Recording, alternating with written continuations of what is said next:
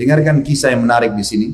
Teman-teman sekalian, ada kisah yang berhubungan dengan masalah ini. Kaum sebelum kita di sebuah negeri namanya negeri Ila.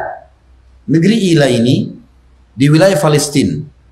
Sekarang direbut oleh Israel tentunya dan masuk wilayah Israel. Dulu memang orang yang tinggal situ Bani Israel, turun pengikutnya Nabi Musa alaihissalam. Dikenal dengan Ashabus Sabt. Orang-orang yang melanggar peraturan hari Sabtu. Kan Nabi Muhammad SAW mengatakan dalam hadis teman-teman sekalian, Nasrani, Yahudi memilih Sabtu sebagai hari raya mereka, Nasrani hari Ahad, dan aku diberikan hidayah untuk memilih hari Jumat, gitu kan? Jadi ini masing-masing hari raya dari 3 agama profetis atau Samawiyah ini. Yahudi di hari Sabtu dalam hukum Taurat mereka nggak boleh melakukan kegiatan apapun, tidak boleh mancing, tidak boleh beraktivitas bisnis, nggak boleh berperang di hari Sabtu. Ada hukum-hukum, mereka nggak boleh. Kebetulan penduduk negeri Ila ini tinggal pas di pesisir pantai. Kalau teman-teman nanti satu waktu mungkin umroh plus Aqsa, biasanya mampir di Yordania.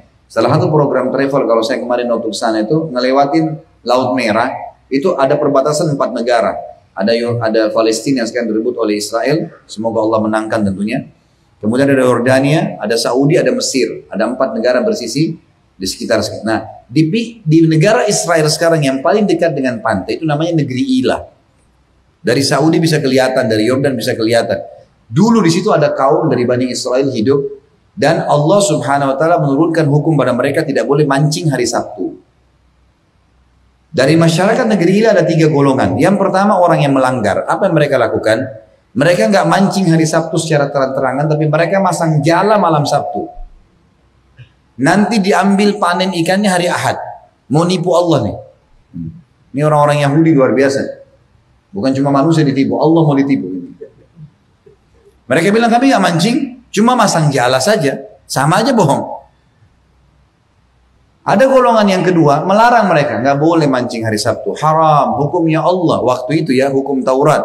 Sekali lagi, ini hukum Taurat. Jangan ada yang bilang sekarang Ustaz Khalid larang mancing hari Sabtu. Halal mancing dalam Islam. Ini hukum dulu. Yang kedua memungkiri, nggak boleh nih, haram dalam Taurat mancing hari Sabtu. Jadi ada kelompok yang melanggar, ada kelompok yang ingkar mungkar. Ada kelompok ketiga, orang beriman juga. Tapi kelompok ketiga ini bukannya melarang kelompok pertama, malah menahan kelompok kedua.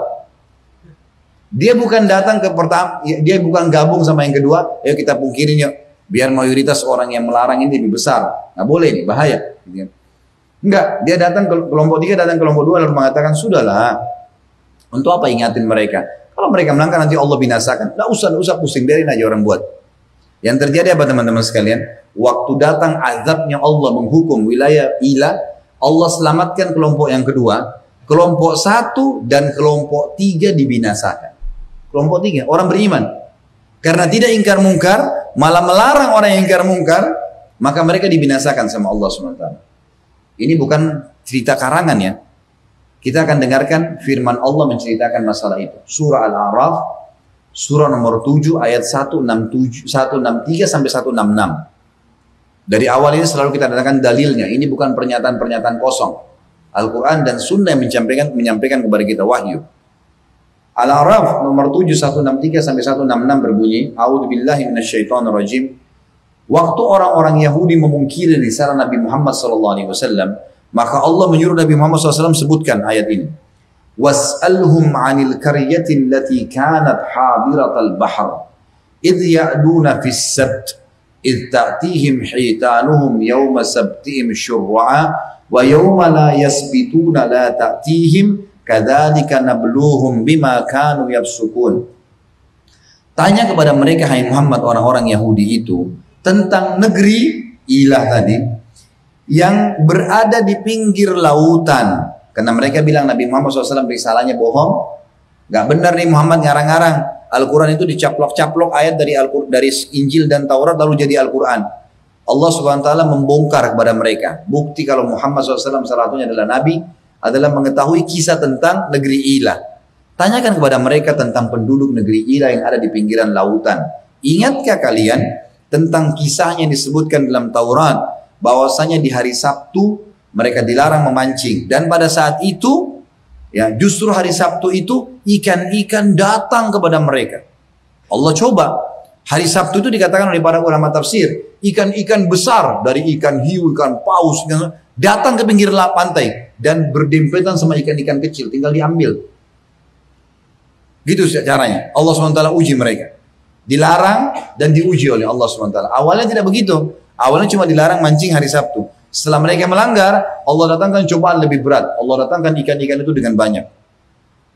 Maka yang terjadi teman-teman sekalian, kata Allah, ingatlah pada saat ikan-ikan itu datang memenuhi tempat-tempat mereka dan selain hari Sabtu, ikan itu tidak datang. Mereka harus keluar untuk mencarinya. Begitulah kami menguji mereka karena mereka berbuat kefasikan. Wa idh qalat ummatum minhum lima ta'iduna qauman illahu muhlikuhum aw mu'adzibuhum 'adzaban syadida qalu ma'dziratan ila rabbikum wa la'allahum yattaqun. Tadi itu ayat 163, sekarang 164.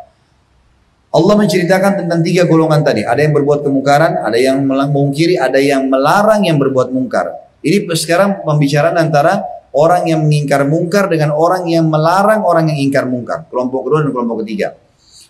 Ingatlah pada saat umat yang ketiga yang tidak melarang orang buat mungkar, malah menahan orang yang ingkar mungkar, berkata kepada orang yang ingkar mungkar, kenapa kalian harus repot-repot mengingatkan kaum yang nanti juga Allah akan binasakan mereka? Apa alasan kalian? Biarin aja bermaksiat, nggak apa-apa. Kita taat ya kita taat. Ya, malah dia larang orang-orang ini buat kemungkaran. Ini ke masjid sama-sama.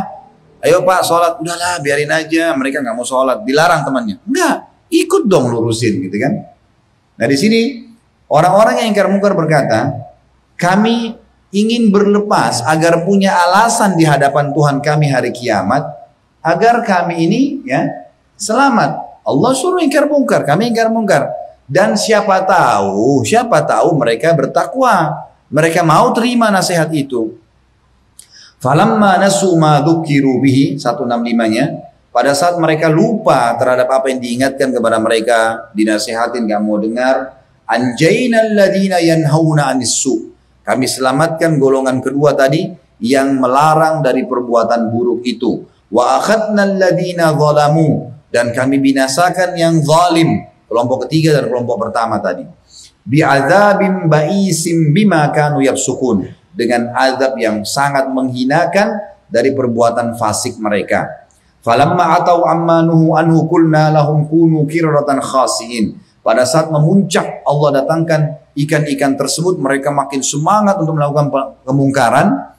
Maka mereka lupa terhadap ancaman tersebut. Maka kami mengatakan kepada mereka, jadilah kerah-kerah yang terhina. Kata dalam sebuah hadis disebutkan mereka ya dijadikan kerah oleh Allah SWT selama 3 hari, kemudian Allah binasakan. Jadi ini sampai sampai ayat 166. Bagaimana Allah SWT menceritakan tentang negeri penduduk Ilah.